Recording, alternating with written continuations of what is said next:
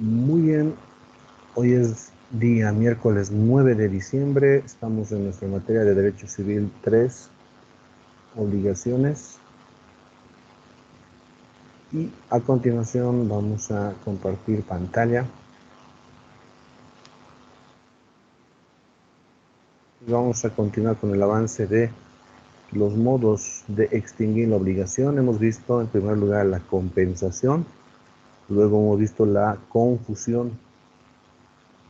La compensación, en la cual un acreedor y un deudor son recíprocamente acreedor y deudor mutuamente, ¿no? De dos situaciones jurídicas. La confusión es aquel fenómeno jurídico en el cual en una sola persona se reúne la calidad de acreedor y deudor. Bueno, vamos a ver ahora la novación. Novación, usted podría recordarlo con la palabra nuevo o nueva obligación. Novación es renovar, ustedes recuerdan esa palabra, renovar. Entonces, novación tiene que ver algo con crear algo nuevo. Bueno, en primer lugar vamos a definirla como es la situación de una obligación que ya existe, reemplazándola por otra. Bueno, por otra, quizá faltara un poco más, ¿no? Por otra nueva. Va a haber una nueva obligación que sustituye a la otra. ¿Listo? Hay una obligación, podemos mencionar, pues, aquí en nuestra pizarrita. Vamos a usar nuestro gráfico que todo este semestre lo hemos usado, para usted ya es muy familiar.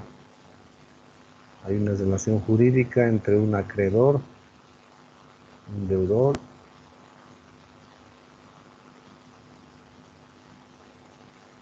hay una relación jurídica con la prestación, ¿no es cierto? Bueno, aquí hay un acreedor,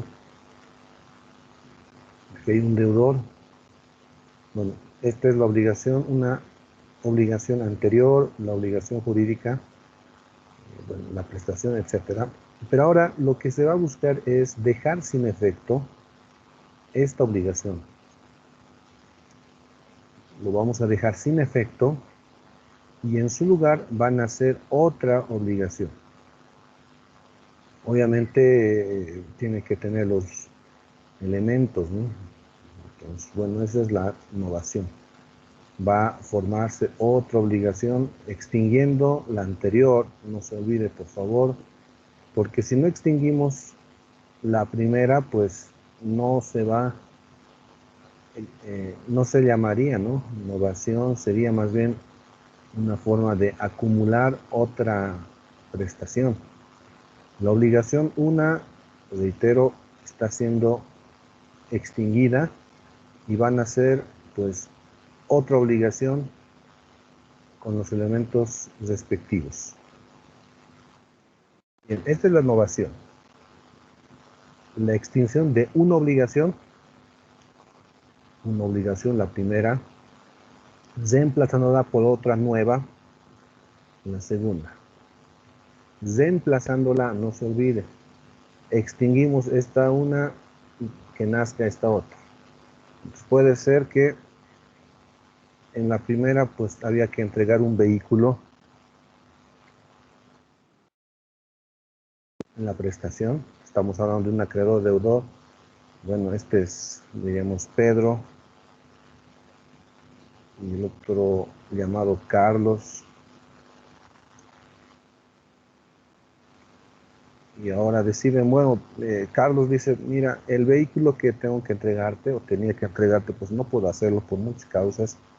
Así que, ¿qué tal si en lugar de entregarte el vehículo, yo te entrego un terreno? Solo que el terreno lo voy a adquirir dentro de los siguientes días. Ya, muy bien, entonces, perfecto, nos olvidamos de esta obligación que es el vehículo, que tenía un plazo de entrega el 1 de diciembre o enero. Así que el terreno está mejor. Pedro lo medita y dice, pues claro, esto me conviene. Entonces, bueno, perdón, este hermano, es el terreno y aquí es Carlos, ¿no? Entonces dice, bueno, sí, veo que es más conveniente un terreno que un vehículo. Así que, bueno, ¿y para cuándo me entregarás el terreno? Bueno, esto va a demorar un poco. Yo te pediría el plazo de un año. Ya listo, no hay problema. Entonces, esta primera obligación la dejamos sin efecto y esta obligación va a ser la que va a nacer. Ahora, pregunta un momento y decir, bueno, esta obligación número uno no se ha pagado, ¿no? No se ha satisfecho. Más bien se está extinguiendo, pero está naciendo esta otra, ¿verdad? Bueno, ese es el elemento de la innovación. Vamos a ver, innovación objetiva. Tenemos dos, ¿no? Clases de innovación, objetiva y subjetiva. La innovación objetiva es el cambio de la prestación, ya sea total o modificando algún elemento esencial, no accidental. Entonces, la innovación objetiva se modifica la prestación, es el cambio de la prestación. Entonces ya no va a ser la misma prestación, es el ejemplo que les expliqué, ¿no? Tenía que entregar pues un vehículo, ahora va a entregar un terreno. Entonces, bueno, esa es la sustitución. Artículo 352 dice capítulo 2 de la innovación objetiva. Se extingue la obligación cuando se la sustituye por otra nueva, con objeto o título diverso. Con objeto, ¿qué es el objeto? La prestación. O título, pues el nacimiento de una nueva relación jurídica a través de otra relación, ¿no? Reconocida por el derecho. Es la innovación objetiva, entonces, estimados. Aquí usted lo puede observar. Pedro, Carlos es el deudor, tiene que entregar el vehículo a Pedro. Le dice, Carlos, mira, bueno, ¿qué tal si le propone, ¿no? Entregarle un terreno en un plazo distinto. Y bueno, Pedro está de acuerdo, así que deja sin efecto esta obligación y nace esto otro. Se cambió la prestación. Estos intereses pues son convenientes para Pedro y también para Carlos, así que pueden hacerlo. ¿Qué pasa si no lo extinguen, estimados? Hay que tener cuidado. Tendría que tener que Carlos entregar un vehículo y entregar posteriormente un terreno, o sea que tenemos que tener el cuidado respectivo, ¿no? Innovación subjetiva. Objetiva, no se olvide, estimados, siempre en obligaciones los relacionamos con la prestación, o sea, el objeto. En la obligación, pues la prestación. Igualmente, mire, cuando usted avance contratos, los requisitos de los contratos es consentimiento, objeto, causa y forma. Consentimiento, bueno, acuerdo de voluntades o oferta, aceptación. El objeto en su contenido es la prestación todavía de la obligación. Usted lo va a identificar, no se pierda ese elemento que lo va a ver en contratos. La innovación subjetiva se concentra en los sujetos. ¿Quiénes son los sujetos? Activo, pasivo. Entonces aquí va a haber un cambio de estos sujetos. A ver, vamos a ver. Dice, innovación subjetiva es el cambio de los sujetos en la obligación. En este caso, nuestra legislación solo habla del cambio del deudor, no del acreedor. Cambio del deudor, no del acreedor. Si cambiamos el acreedor, claro, puede ser otro tipo de, otra figura. Puede suceder. No quiere decir que no suceda en nuestra legislación. Estamos hablando de la innovación.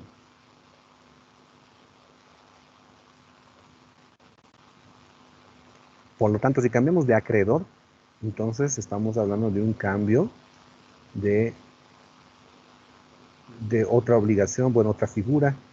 Podríamos hablar de la cesión de créditos, ¿verdad? Bueno, puede suceder, pero novación solamente se la entiende como subjetiva en el cambio del deudor y se regirá por lo dispuesto para el caso de la delegación, delegante, delegado, delegatario, ¿les recuerda eso? Bueno, 357 del Código Civil dice novación subjetiva. Cuando un nuevo acreedor se sustituye al originario con liberación de este último, se observa lo dispuesto por el capítulo 2, título 3, primera parte del libro presente. A ver, ¿cuál es el título 3? Vamos a aquí.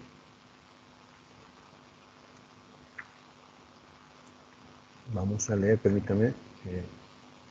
Estamos hablando del artículo 395, delegación, adelante. Entonces, por eso hace referencia a la delegación.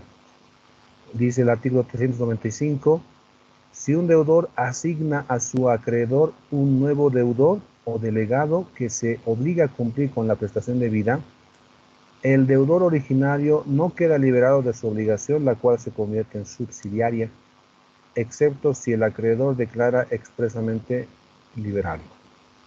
Bien, bueno, ahí tenemos la figura de la delegación también. Bueno, entonces, si cambiamos, bueno, en este caso sería el ejemplo un tanto distinto, ¿no?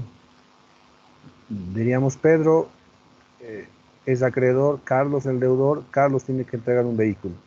Se ponen de acuerdo y dicen, mira, esta obligación, que es la entrega del vehículo, pues te comento que no voy a poder hacerlo, pero te propongo algo. Tengo mi hermano, que se llama, pondremos Juan, él te va a entregar un terreno, puede ser el cambio del terreno, bueno, vamos a mantener para diferenciarlo. Él te va a entregar el vehículo, está bien, pero bueno, simplemente que te quiero explicar eso, ¿no? Que él te va a entregar. ¿Estás de acuerdo? Pedro lo piensa y dice, claro, al final pues lo que me interesa es el vehículo. Está bien, perfecto, muy bien. Entonces, como se ha sustituido el sujeto pasivo, en este caso, Carlos pues ya no va a cumplir, ya no va a estar obligado a la prestación, sino Juan. Bueno, pero ahí vamos a hablar de la delegación perfecta e imperfecta. Van a hacer una nueva obligación con un sujeto pasivo distinto. En esta primera relación jurídica es Pedro y Carlos, Carlos como deudor. En esta relación jurídica es Pedro y Juan, Juan es el nuevo deudor. Así que sustituyendo al sujeto pasivo, pues están haciendo otra obligación. Esta es la novación subjetiva. La novación subjetiva, no se olvide. Ahora, si cambiamos de sujeto activo, ya no sería propiamente sería una cesión de créditos. Se puede, pero ya no sería novación. ¿Listo? Esta es la novación, estimados. Así que, requisitos de la novación. Obligación válida y legítima, tanto la primera como la nueva obligación. Tienen que ser válidas, legítimas, tienen que estar las obligaciones existiendo sin ningún vicio de nulidad, etc. Tiene que haber capacidad de las partes y nos vamos a un elemento importante, el animus novandi, que es la intención de novar o renovar, pero sería mejor dicho, crear algo nuevo o una nueva obligación por otra, ¿no? Renovar una obligación por otra. Si no hay la intención, mire, si no hay intención, si no hay este animus, solo se crea otra obligación de manera acumulativa.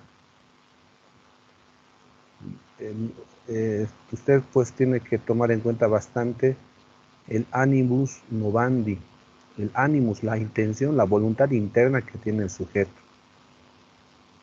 Bueno, yo quiero hablar un poco acerca de este punto de la intención, de la voluntad interna que tiene el sujeto. Me voy un momento a derecho penal. ¿Qué es la legítima defensa? Usted entiende eso, ¿no es cierto? Ha visto, de manera general incluso escuchamos, ¿no? La legítima defensa. Es una persona, ¿no? En defensa de un derecho propio o ajeno, ¿no es cierto? Usar pues la fuerza, bueno, se defendiere, es legítima defensa, ¿no? De la agresión injusta de otra persona a través de medios proporcionales. O sea, si me están queriendo, pues, a mí u a otra persona atacar con, diríamos, una navaja, yo no puedo defenderme con un hacha, ¿no? O con una pistola. Eso ya es un medio desproporcional. Bueno, eso se va a estudiar, ¿no? En el punto de la legítima defensa. Yo me voy a lo siguiente. Hay un elemento importante para que pueda ser legítima defensa. Y es un elemento muy subjetivo, así como el animus novandi. Es que la persona que está defendiendo el derecho propio o ajeno conoce, sabe, en base, es decir, si la persona conoce que la ley, que el Código Penal menciona la legítima defensa como una defensa, valga la redundancia, defensa de una agresión propia, para resistir una agresión propia o ajena, si conoce esto, lo que la ley menciona, entonces sí es legítima defensa. Pero si no conoce, se la tendría como agresión también. ¿Usted se da cuenta de eso? Bueno, lo que normalmente sucede es que una persona está amenazando a otra, están peleando, otro va y lo defiende, lo pega también, inician procesos uno con otro, el otro dice, pues yo actué en legítima defensa, pero la verdad es que ni siquiera conocía lo que la ley menciona, la legítima defensa, en qué consiste. Entonces, no sería una legítima defensa propiamente, sería más bien una agresión, una segunda agresión o una respuesta a la agresión. ¿Se da cuenta? Bueno, esto ya es más subjetivo. Demostrar aquello, pues, no es tan sencillo, ¿no? En materia penal, lo más fácil sería que el abogado, pues, demuestre que su cliente, pues, conocía este elemento de legítima defensa que la ley menciona, porque es un estudiante de derecho o es un abogado el que ha intervenido en resistir esa agresión injusta. Entonces, bueno, además que si no es una defensa de una agresión injusta, más bien es justificada, tampoco procede de la legítima defensa. Bueno, ¿qué le quiero decir? ¿Qué ejemplos le estoy dando? Bueno, que la intención interna produce diferentes resultados. Entonces, en este caso, cuando decimos animus novandi, es la intención, la voluntad de renovar una obligación por otra. Si no hay esto, se está creando otra obligación de manera acumulativa. Entonces va a haber una obligación, dos obligaciones, bueno, acumulativas. Tiene que cumplir la primera, tiene que cumplir la segunda. 353 dice así, voluntad de novar, parágrafo 1. La voluntad de novar no se presume y debe resultar de modo inequívoco. Bueno, esto nos soluciona un contrato, ¿no? Que diga que se está extinguiendo a través de la figura de renovación la primera obligación.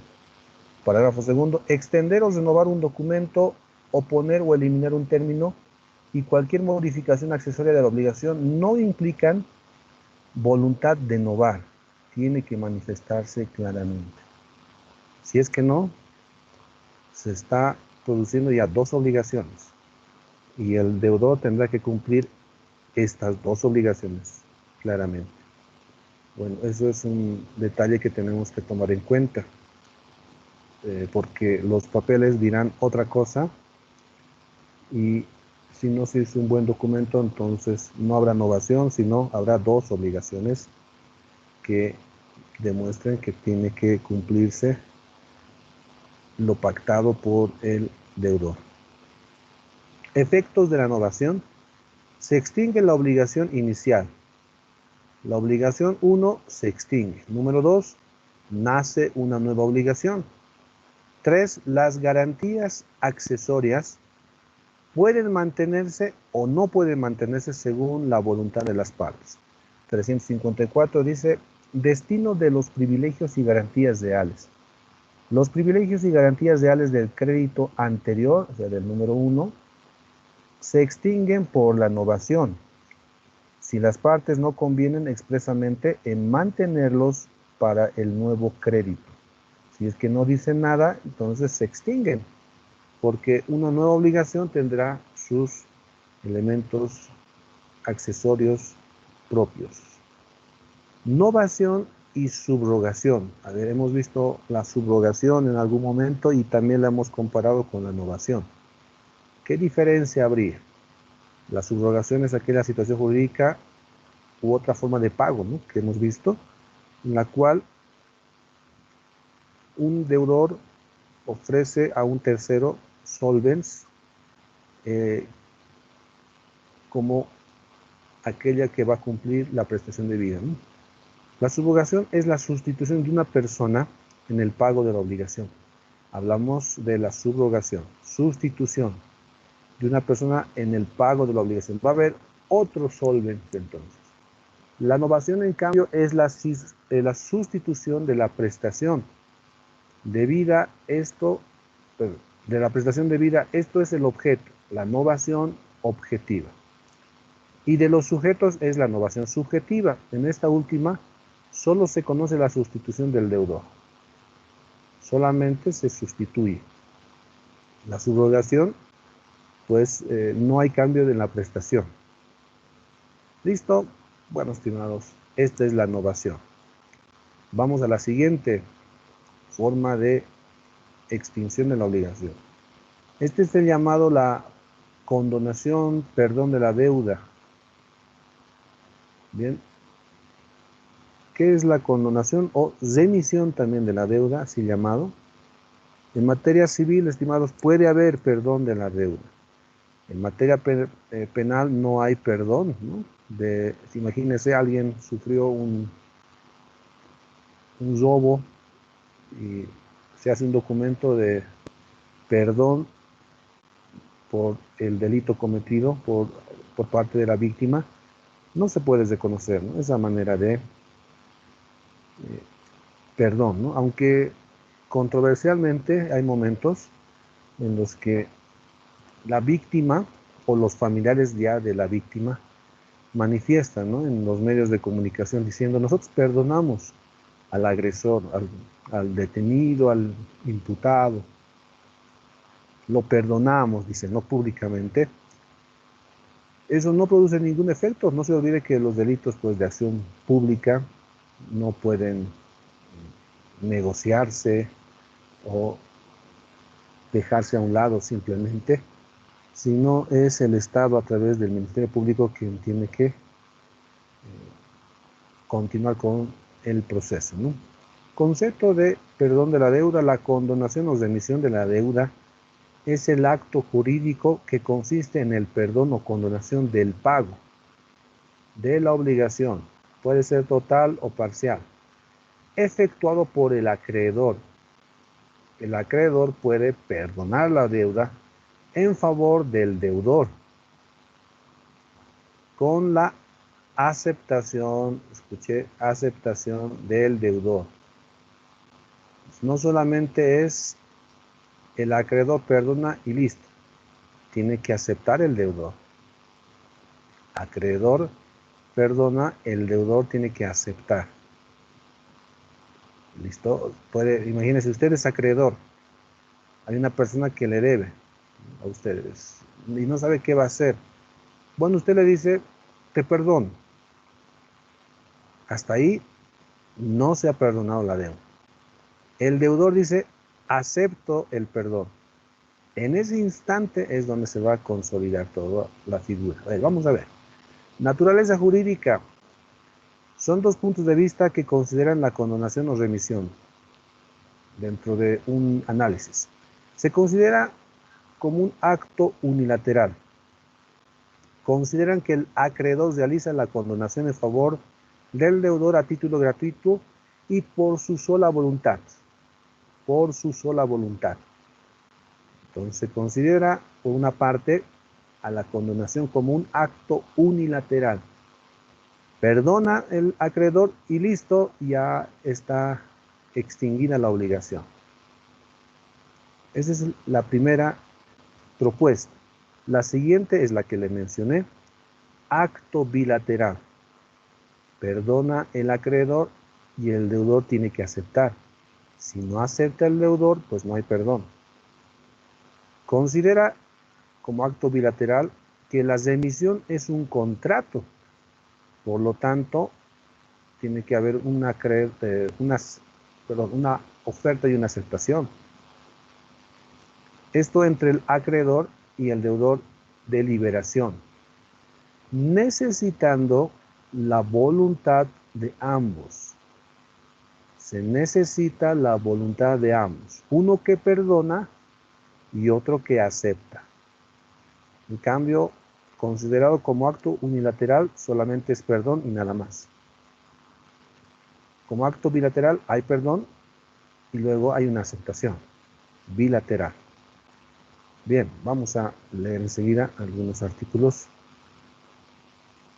Bueno, permítame que ya se lo pueda leer antes de que veamos esta condonación expresa. Dice el artículo 358. Remisión o condonación expresa. La declaración del acreedor de remitir o condonar la deuda extingue la obligación y libera al deudor desde que ha sido comunicada a este último. Sin embargo, el deudor puede manifestar dentro de un término razonable que no quiere aprovecharse de él. Bueno, nuestro sistema jurídico toma en cuenta algo ecléctico. Es una mezcla entre acto unilateral y bilateral. Puede oponerse, ¿sí? El deudor podría decir, no voy a aceptar el perdón, voy a pagar la deuda. ¿Por qué razón, estimados? No se olvide que el pago no solamente es una obligación, también es un derecho. Y si quiere pagar, pues que pague, ¿no? Tiene el derecho de pagar. Si yo como acreedor estoy perdonándole, pero el deudor dice, no, yo voy a pagar, bueno, entonces no hay problema. Pague, por favor, ¿no? Una situación un poco ilógica que diríamos que, pero ¿qué clase de deudor diría eso? Bueno, precisamente, estimados, el pago es un derecho que tiene el deudor, no debe olvidarlo, no solamente es una obligación, es también un derecho. Clases de condonación, bueno, ahí hemos visto, es la manifestación del acreedor de liberar a su deudor de la obligación y la aceptación de este mismo mediante signos claros e inequívocos, es decir, que se va a manifestar, ¿no? 358 ya lo hemos leído, ¿no? La remisión, el perdón de la deuda tácita es la manifestación de la remisión mediante la conducta de las partes. Aquí ya no hay una manifestación clara, inequívoca de el perdón. Las partes muestran una renuncia al pago y la aceptación del deudor, como por ejemplo entrega del documento de constitución de la obligación. Podría entenderse de ese modo. El artículo 359 dice remisión o condonación tácita. Parágrafo 1. La entrega voluntaria del documento privado original que el acreedor hace al deudor constituye prueba plena de liberación de este último. La que se hace a un deudor solidario también libera a los otros codeudores. Bueno, mire este punto, si se libera a un deudor que está en solidaridad, en una mancomunidad solidaria, libera a los demás. Parágrafo segundo. La entrega voluntaria del testimonio correspondiente al documento público hace presumir la liberación del deudor salva prueba contraria. También puede probarse de que la entrega, si es un documento público, la entrega del documento, pues podría probarse de que no es una expresión de perdón de la deuda. Requisitos de la condonación. Debe haber consentimiento entre el acreedor y deudor expreso o tácito. Tiene que haber acuerdo, estimados, entonces, ¿no? Porque el artículo 358, se lo leo nuevamente, dice: la declaración del acreedor de emitir o condonar la deuda extingue la obligación y libera al deudor. ¿Desde qué momento? Desde que ha sido comunicada a este último. Muy bien. Luego dice: sin embargo, el deudor puede manifestar dentro de un término razonable que no quiere aprovecharse de él. Pues tiene que haber una manifestación de voluntad acreedor y deudor. Puede ser expreso o tácito. Efectos de la condonación. Número 1, el deudor queda exento a cumplir la obligación. 2, las obligaciones accesorias también se liberan. Muy bien, más sencilla esta manera de extinción de la obligación a través del perdón. Estimados, en nuestro contexto social, este perdón de la deuda está como una figura dentro del derecho. Así que podemos sugerir, no está mal, para nada está mal, sugerir a un cliente que perdone la deuda. Yo sé que eso es mal visto socialmente o cultural, ideológicamente, porque queremos que el dinero que es a nuestro favor, el crédito, la deuda, pues nos beneficie. Sin embargo, nosotros podríamos sugerir el perdón de la deuda, obviamente, para el beneficio del acreedor. Bueno, ¿en qué caso puede beneficiarse el acreedor si va a perder o va a denunciar a esta prestación?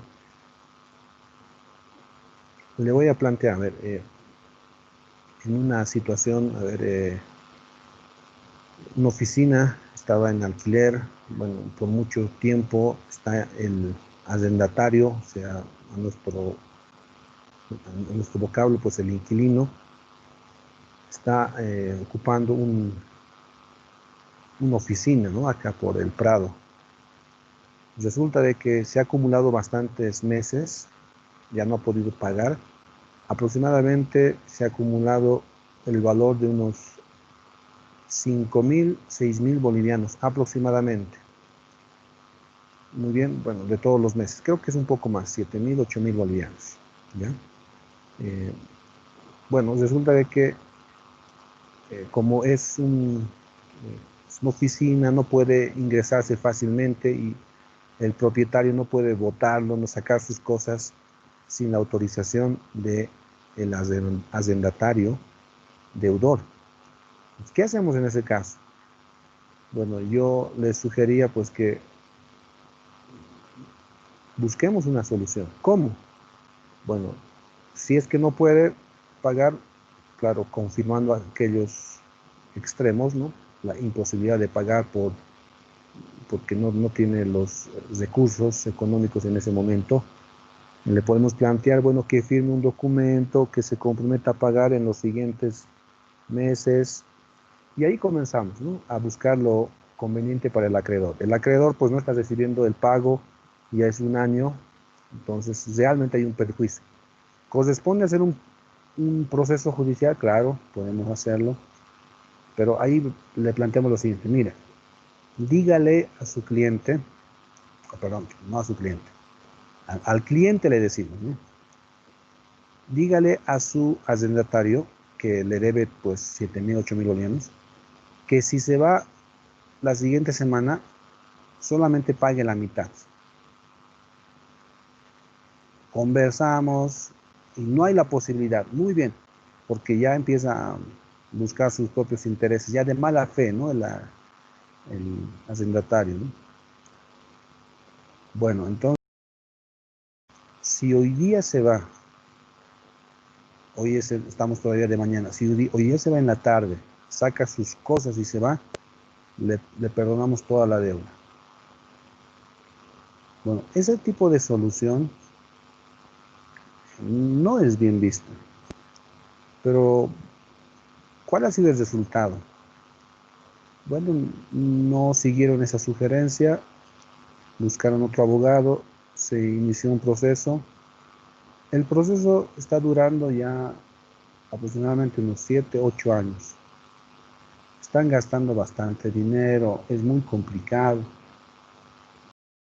El perdón de la deuda podía haber solucionado en 1 o 2 días todo el conflicto denunciando a la prestación, no al pago.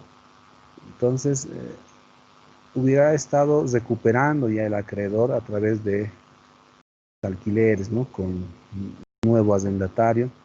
Pero al no querer perder ese monto de dinero acumulado, adeudado, van a iniciar un proceso y pues duran bien muy largos, ¿no? Los procesos, porque se oponen muchas cosas. Bueno, le hablo eso de hace muchos años atrás, cuando el proceso carecía, ¿no? De ese carácter de conciliación que ahora ya tiene, ¿no? Bueno, entonces, estimados, en resumidas cuentas, el perdón judicial, perdón, el perdón de la deuda, la condonación, remisión, es reconocido por el derecho, por el código, por la ley. Así que podemos utilizarlo, invocarlo en los momentos más convenientes para las personas. Muy bien, ahí está. En nuestra cultura, reitero, no es muy bien visto esto. ¿Cómo es que vas a perdonar? No hay que perdonar, hay que cobrar la deuda, ¿no?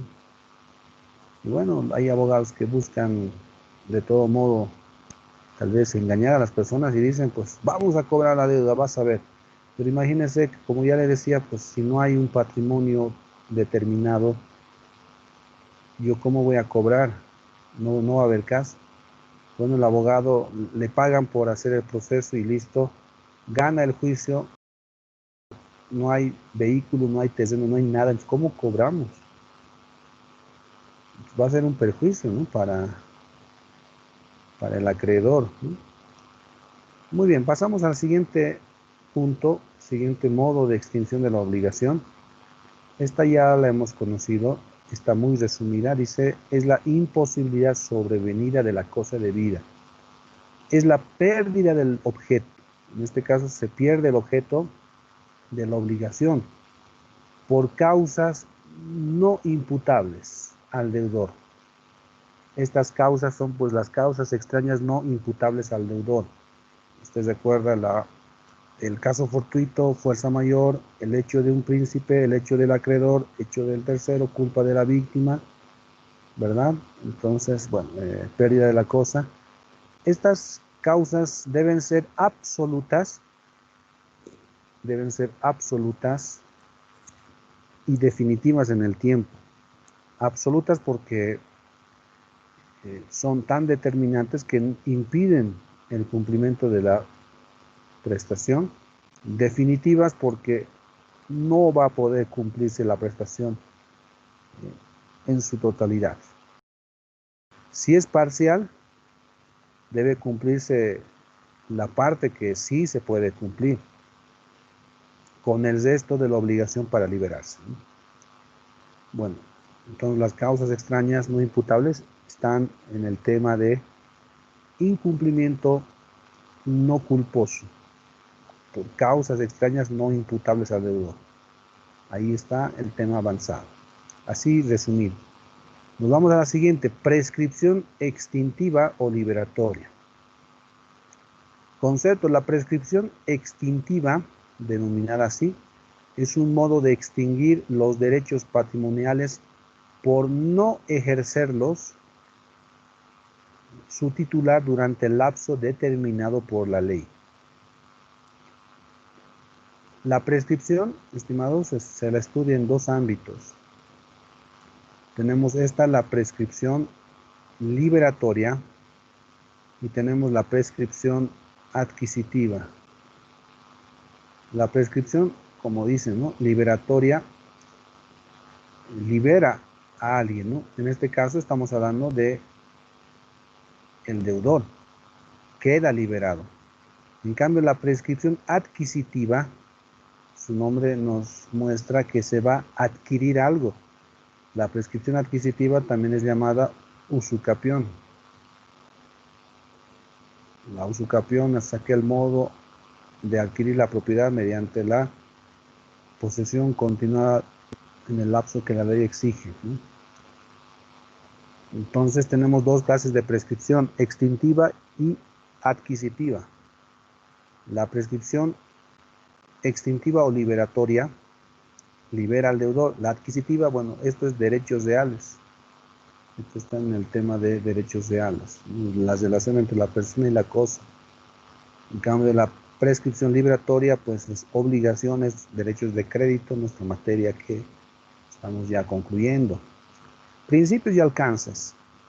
En primer lugar, el no ejercicio del derecho por el titular. Número 2, transcurso del tiempo señalado por la ley. Bueno, esto quiero explicarle y espero que pueda usted recordar plenamente, porque me parece que es un punto que no es bien entendido y genera confusión. Vamos a poner una fecha, por ejemplo, 1 de enero de 2020. Se produce pues el contrato que pone pues el nacimiento, el surgimiento de la obligación. Aquí hablamos de el Schuld, el débito, ¿no?, así llamado débito. Este es el deber, ¿no?, que ya nace cuando nace la obligación. ¿Usted recuerda? ¿Sí? Esto es importante, por favor, no se olvide. Nace el débito, el deber. El contrato pues tiene un plazo, digamos, de 6 meses. Es decir que aproximadamente, pues, bueno, no aproximadamente, ya sabemos ciertamente que el 1 de junio de 2020 se produce el plazo, ¿no? El plazo pues vencido. Plazo vencido 1 de junio de 2020. Bueno, es un contrato de préstamo. Vamos a aclarar eso, ¿no? Es un contrato de préstamo. La prestación pues es 10,000 bolivianos.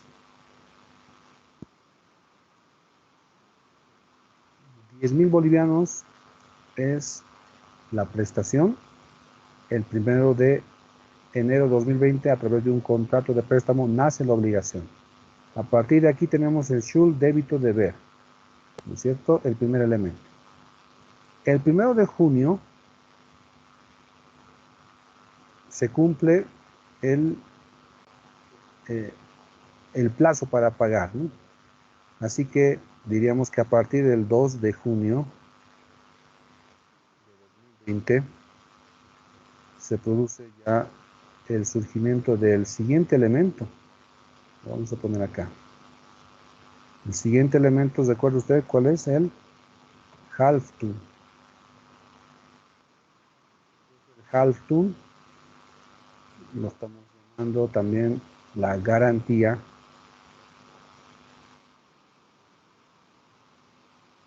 Responsabilidad.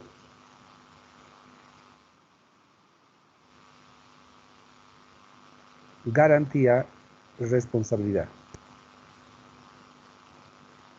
A partir de 2 de junio, o sea, muy cerquita, pues al día siguiente, ¿no? A partir de aquí, adelante. Estamos entendiendo que, aquí voy a usar otro, el caso del Schuld pues nace aquí igualmente para adelante. Halftung, Schuld, ¿no es cierto? Muy bien. Ahora, ¿qué quiere decir el Halftung? Garantía, la responsabilidad, estimados, ¿de acuerdo? Estamos hablando de que ahora el deudor ya no espera, sino que ya es exigible la prestación. Por lo tanto, puede acudir ante el juez. A partir, voy a poner aquí con otro color, a partir del 2 de junio de 2020, ya puede acudir ante el juez.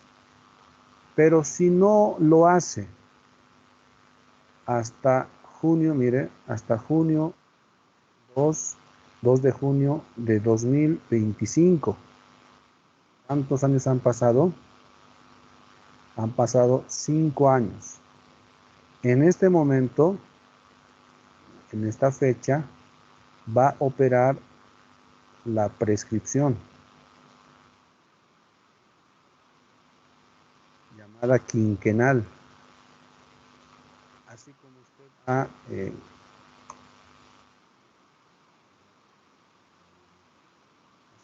ha estudiado la usucapión quinquenal decenal, bueno, la usucapión o la prescripción ordinaria es de 5 años. Entonces acá tenemos la fecha, ¿no? A partir de aquí, los efectos de la prescripción. ¿Qué quiere decir la prescripción entonces?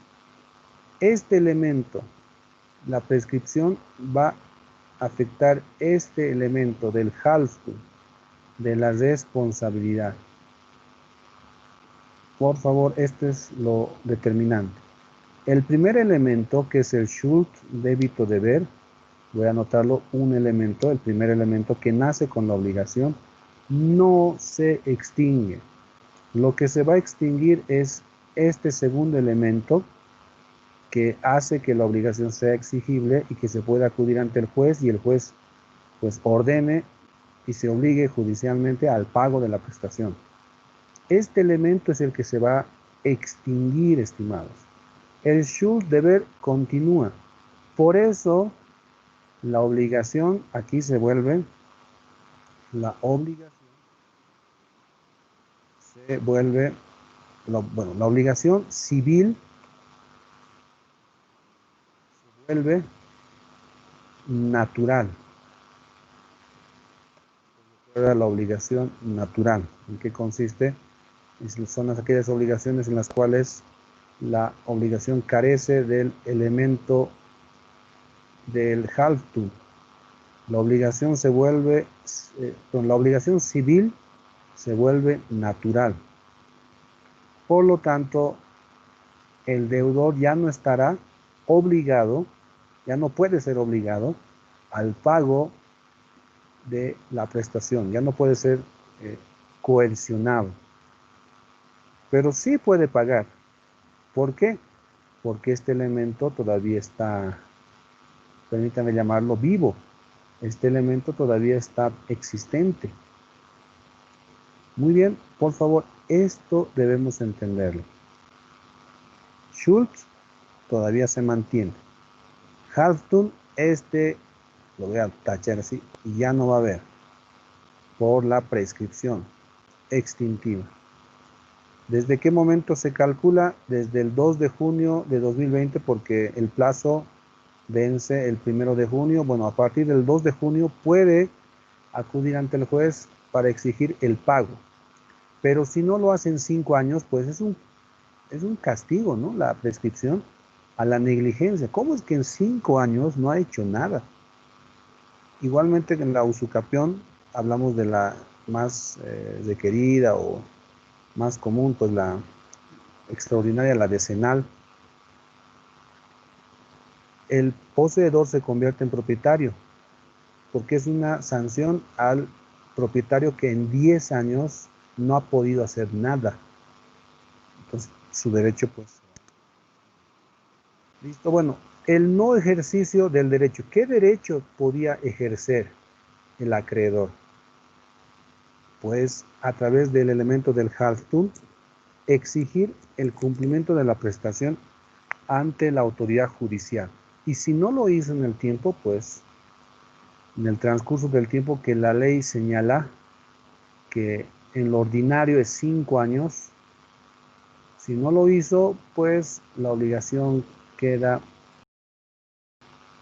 pero extinguida en su totalidad 100%, bueno, eso ya tenemos una cuestionante, porque puede suceder de que no, mire, yo se lo voy a leer, el artículo 1400, puede buscar por favor, el artículo 1500, dice ahí, cumplimiento de la obligación prescrita, artículo 1500.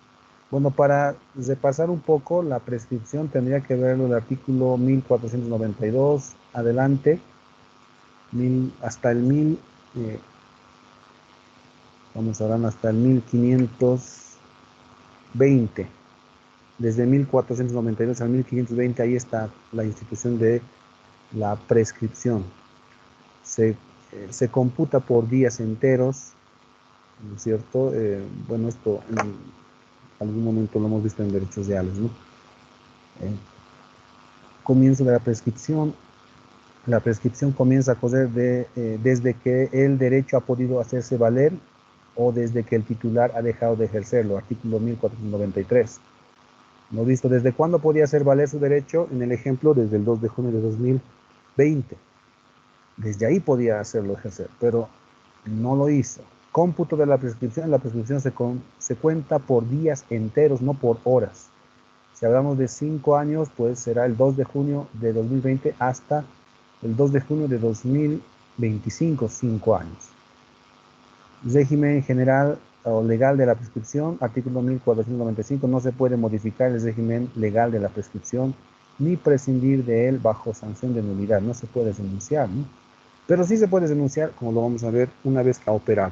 El artículo 1500 dice cumplimiento de la obligación prescrita. Escuche, cumplimiento de la obligación prescrita. ¿Cómo es que una obligación prescrita puede cumplirse? Si no existiera la obligación prescrita, porque fue ya totalmente extinguida, ¿por qué aquí hablamos de pago? Dice, el cumplimiento parcial o total de una obligación prescrita importa renuncia a la prescripción en la medida del cumplimiento efectuado. Muy bien. Tenemos que tomar en cuenta todo aquello. Claro que la liberación del deudor, pues, ya es una situación jurídica legal, ¿sí?, que es reconocida. Por eso hablamos de extinción de la obligación.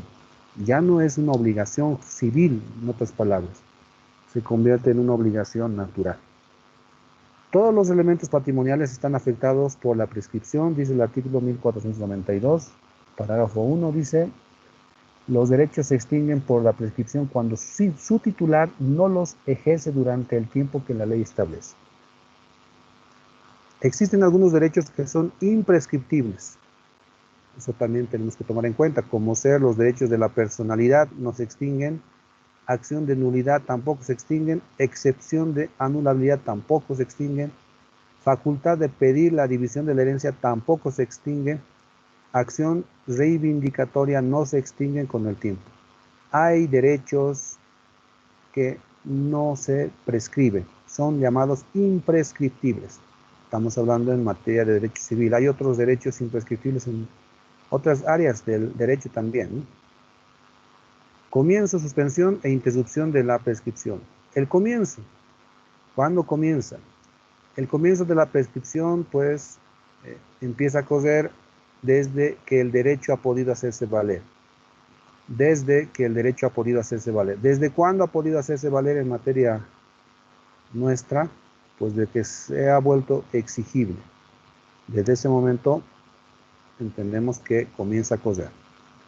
La suspensión, vamos a ver aquí la diferencia entre suspensión e interrupción. Suspensión es aquel acontecimiento establecido por la ley en el cual impide el curso de la prescripción. O sea que el, entre comillas, conteo del tiempo se va detener.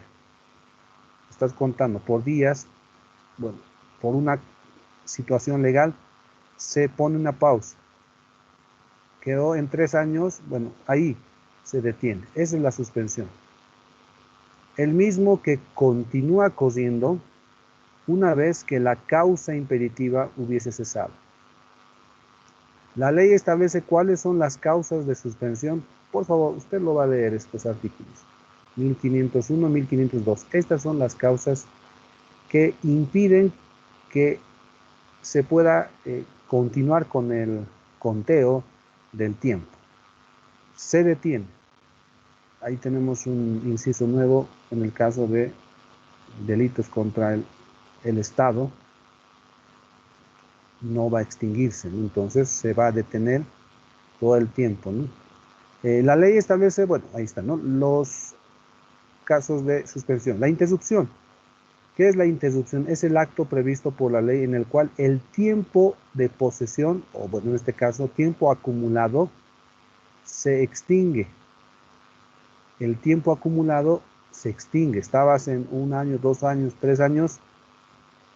Bueno, va a haber una interrupción, vuelve a cero.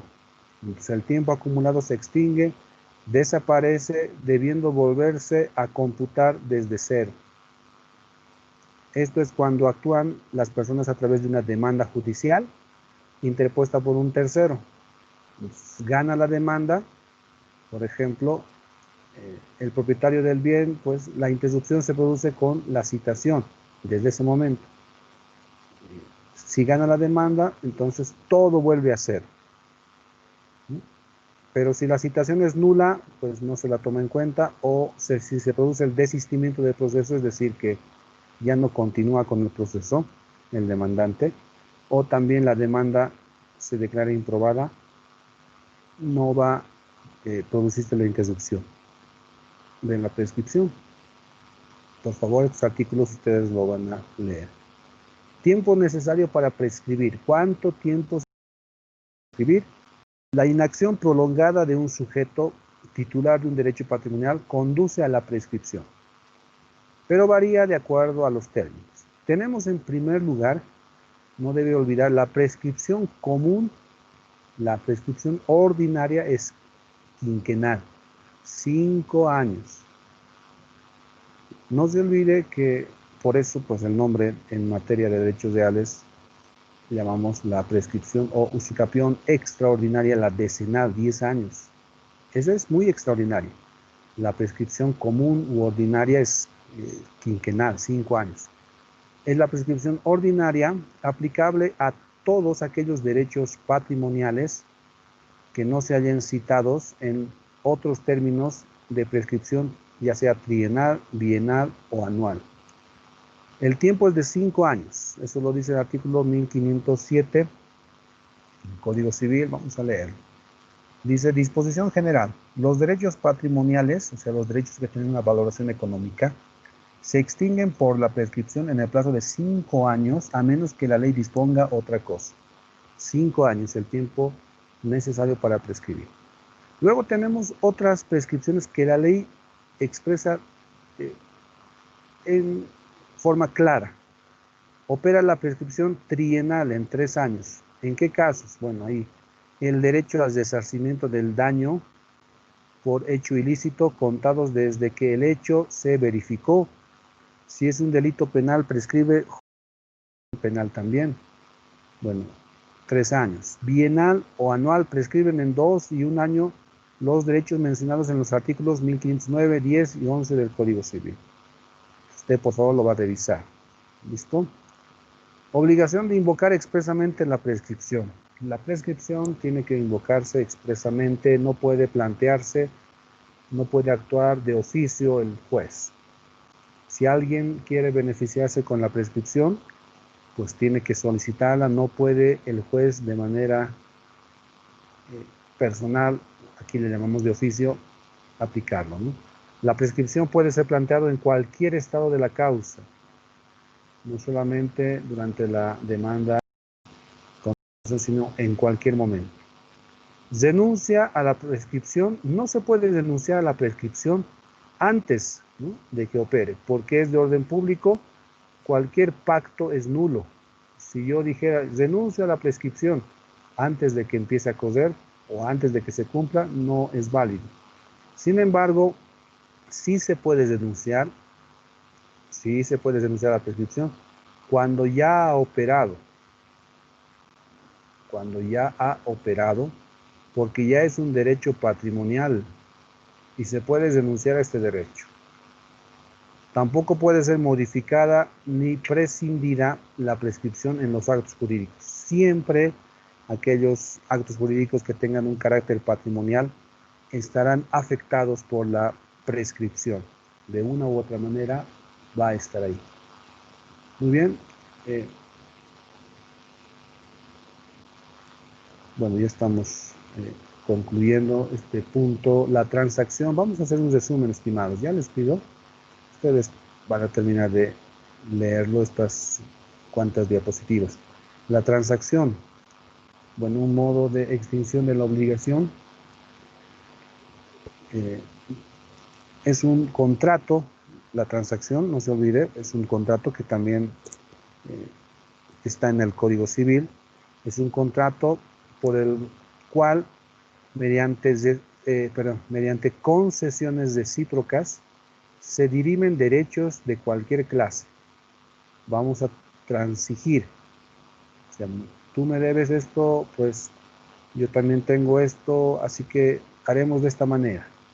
Ya se llega a solucionar situaciones conflictivas, pero acá hablamos de situaciones de deudas que llegan a solucionarse, ¿no?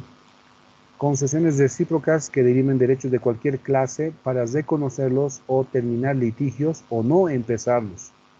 Siempre, claro que la transacción que no sea contra la ley. Ese sería el límite de la transacción. Muy bien. Requisitos de la transacción: acuerdo de las partes con finalidad extintiva. Ya hablando de la obligación, hay un acuerdo de extinguir la obligación. 2. Concesiones recíprocas de las partes sin importar la cuantía. Puede producirse una situación de denuncia, ¿no es cierto? Bueno, tú me debes 10.000, tu vehículo vale 8.000, pero no hay problema, entonces nos quedamos con eso. Bueno, puede llegarse a estos acuerdos. Punto 3, res dubia, quiere decir que hay una situación dudosa. Res dubia textualmente es cosa dudosa, una situación dudosa. Esa situación dudosa lleva a que pues se transija, ¿no?, en esta situación concesiones recíprocas, porque no puede llegarse a la transacción si hay situaciones claras, ¿no? Bueno, eso tenemos un elemento, ¿no? Capacidad de disposición de los bienes. Claro, si hay bienes, poder tener la capacidad de disponer. Hablamos del jus abutendi de ellos. Bueno, la naturaleza jurídica, bueno, se lo dejamos, por favor. Caracteres de la transacción: es bilateral, en dos partes. Es oneroso porque tiene una reciprocidad económica valorada. Consensual, acuerdo de voluntades que genera efectos de derechos reales. De interpretación restrictiva, no se la puede interpretar más de lo que está en el contenido del contrato. Es declarativa, no extintiva. Bueno, está generando ya una situación de reconociendo una nueva situación jurídica, ¿no? Clases de transacción, esto lo vamos a resumir. Mire, convencional o extrajudicial, cuando se lo hace de la autoridad judicial fuera de juzgados. Judicial, dentro de un proceso judicial para solucionar el mismo. Invalidez de la transacción: se invalida por aquellos modos de anular un contrato, nulidad, anulabilidad, ¿no? Absoluto o relativo. Efectos de la transacción: se extingue la obligación. 2. Tiene efecto de cosa juzgada entre partes y sucesores. La transacción entonces puede generar el efecto de dejar sin efecto un una obligación. Bueno, estimados, mire, yo quiero concluir esta clase con lo siguiente. Bueno, usted va a tener más o menos este modelo de contrato. Usted lo puede obtener en cualquier parte. Usted escucha modelos de contratos, etcétera. Bueno, esta es una minuta, ¿no? Señor notario de primera clase, bueno, está dirigido al notario. Si está dirigido al notario, pues es una minuta. En los registros de escrituras a su cargo, tenga bien incorporar el presente reconocimiento de deuda y constitución de garantías. Este es el título, diríamos, que a nosotros nos llama la atención. Va a reconocerse a través de ese documento la existencia de una deuda. ¿Cuáles son los elementos de la obligación? Los elementos subjetivo, objetivo y vínculo. Elemento subjetivo, acreedor, deudor. Bueno, vamos a ver, acá dice partes. ¿Quiénes son las partes? Son parte de la siguiente minuta. El señor, bueno, aquí se le pone el nombre, con carnet de identidad, número, mayor de edad, con domicilio en la calle, bueno, aquí Jordán, denominado en lo posterior como acreedor. Aquí lo estamos denominando acreedor. Ya está el primer elemento subjetivo, que es el activo, el acreedor. El señor, aquí está, ¿no? Otra persona, mayor de edad, vive por derecho, domiciliado en esta ciudad, se llamará deudor. Ahí ya tenemos acreedor y deudor. Luego aparece una tercera persona, la señora, bueno, ahí con nombre, con carnet de identidad, bueno, mayor de edad, domiciliada en esta ciudad, en su calidad de garante solidaria e indivisible. ¿Qué quiere decir garante solidaria?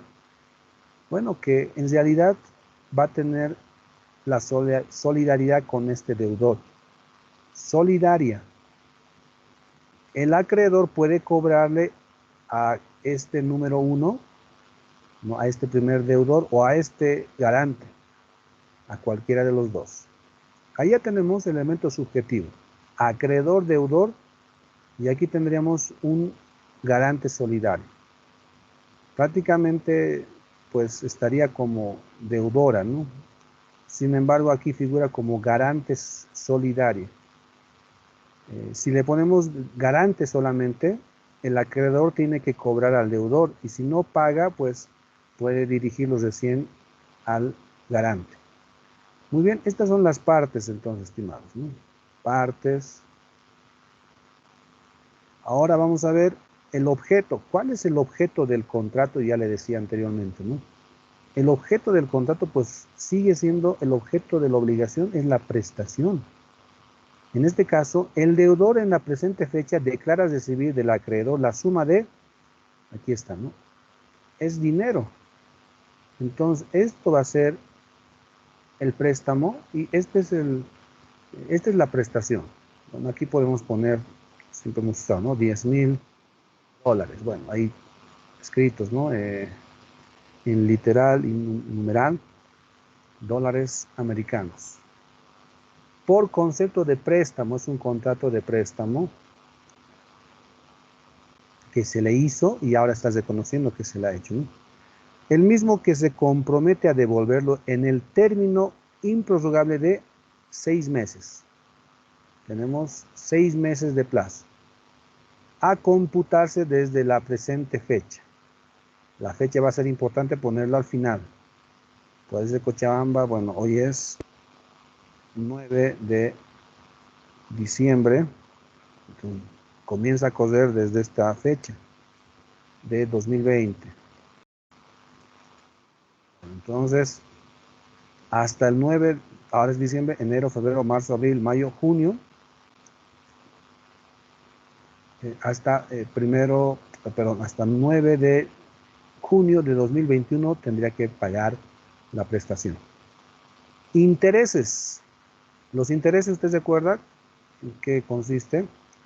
Bueno, en este caso se va a introducir un interés convencional y el límite del interés convencional es de 3%, ¿no? Aquí voy a marcarlo. 3% mensual, no puede ser más. Así que durante estos meses serán pagados un interés de 3%. ¿Quién lo va a pagar? El deudor en forma mensual, cumplir en la misma moneda del capital, es decir, dólares americanos. Al solo cumplimiento de cualquiera de los términos, cada mes para el interés y los 6 meses para el capital. El deudor se constituirá en mora, es la figura de la mora. ¿Cuándo va a constituirse en mora? Sin necesidad de requerimiento judicial o extrajudicial alguno.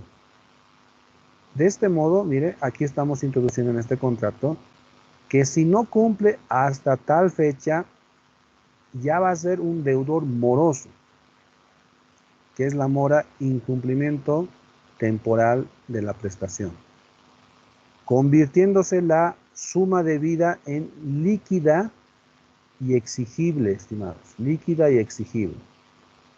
Por lo tanto, se puede conocer ya con exactitud cuánto es la deuda, y exigible porque ya se puede acudir ante el juez, sin necesidad de otra situación más. Ustedes recuerdan la intimación de mora, como acá estamos introduciendo que se constituirá en mora sin necesidad de requerimiento, o sea que ya no es necesaria la intimación, sino que vence el plazo, se constituye en mora, reputándose así, o sea, ya se está comprometiendo al pago de la totalidad los intereses, constituyendo para al presente suficiente título ejecutivo, o sea que al final este va a ser un título ejecutivo ya, que se presenta ante el juez a través de un proceso ejecutivo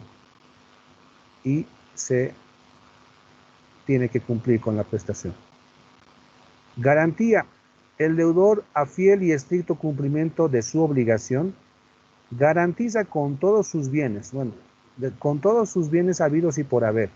Esta expresión muestra que está garantizando el deudor con todo su patrimonio, con la totalidad abstracta. Si se quedara aquí, pues estamos en serios problemas, porque recuerdan, ¿no?, que ¿cómo es que vamos a hacer proceso a una persona que no tiene ni casa ni auto? Pues, ¿cómo recuperamos el dinero? Bueno, tenemos que conocer. Entonces ponemos especialmente con lo siguiente: aparte de todos los bienes, que es el patrimonio universal, que es la garantía del crédito para los acreedores, va a haber una garantía hipotecaria de vehículo. Aquí tenemos entonces un vehículo que va a estar garantizando. Aquí tenemos una garantía real. Por lo tanto, este es un préstamo que está en camino seguro, que en su momento pues se va a poder recuperar, porque podemos recaer sobre este vehículo que está puesto en garantía. Ahí la descripción del vehículo, ¿no?, que es propiedad del deudor, obviamente tiene que ser propiedad del deudor. También con la garantía personal. Hay garantía real y hay garantía personal, que hemos mencionado, es solidaria e indivisible de la señora. Bueno, acá está, ¿no? Aquí ya le hemos introducido la garante solidaria indivisible, ¿no? Mire, este tipo de préstamos pues está muy garantizado. Tenemos una tercera persona que es solidaria, y tenemos aquí un vehículo perfecto. Estamos muy resguardados en los intereses. Quinta, conformidad. Las partes, bueno, ahí el acreedor, el nombre, luego el deudor, la señora garante solidaria. Bueno, dice, respectivamente, firman al pie del presente documento en muestra de conformidad con todas y cada una de las cláusulas precedentes. En caso de no elevarse la presente minuta a categoría de escritura pública, con el solo reconocimiento de firmas y rúbricas de los intervinientes ante la autoridad llamada por ley, surtirá efectos como documento privado. Usted, señor notario, se dignará agregar las demás cláusulas de estilo que brinden mayor solemnidad al presente. Cochabamba, bueno, 9 de diciembre de 2020, las firmas, y aquí tiene que tener la firma del abogado para que pueda llevarse ante el notario de fe pública. Muy bien, estimados. Bueno, este documento se lo voy a enviar enseguida, así como lo hemos marcado. Y usted véalo, es un ejemplo. Este es solo un ejemplo. Hay muchos más que usted puede descargar y puede comenzar a identificar al acreedor, al deudor, el objeto de la prestación, el plazo, si hay mora, no hay mora. Aquí podríamos introducir una cláusula penal, podríamos introducir tal vez un plazo eh, y cuánto va a ser, ¿verdad? El monto de la cláusula penal, etcétera. Así que, estimados, pues este es un ejemplo, se los envío este documento después de que concluyamos nuestra clase de hoy. Muy bien, bueno, estimados, pues estamos llegando al final y esperemos determinaciones de la universidad respecto a nuestra conclusión de la materia, así que estemos atentos, por favor.